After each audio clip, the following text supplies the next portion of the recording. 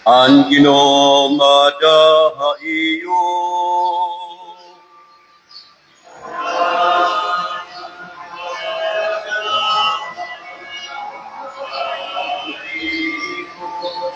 Pagbahasa ti kangan santos nga ebanghelyo sumalakan San Mateo.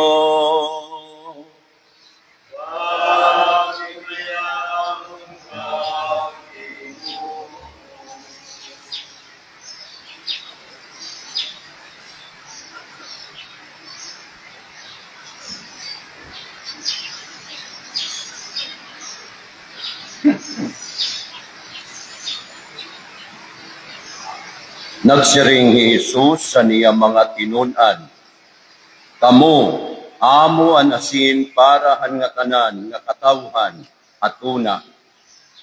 Kundi kung tumab-ang an asin, waray na ito iba nga paagi, in pagpabalik an iya kapag-ad. Waray na ito gamit, sanglit ilalabog na na basi pagtamak-tamakan han mga tao. Kamu amo an kapawa han bugos nga kalibutan.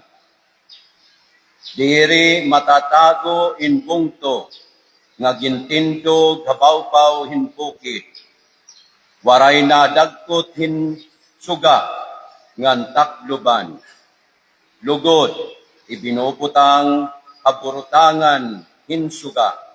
Basi makalamrag han nga tanan nga aada abalay. Hasugad nga paagi, kinahanglan an iyo suga magmapawa atubangan han mga tao. Basi higit anira an iyo maupay nga buhat, ngan pagdayawon nira an amay niyo alangit." An Ebanghelyo anaton Ginoo. Yawon ka, Kristo.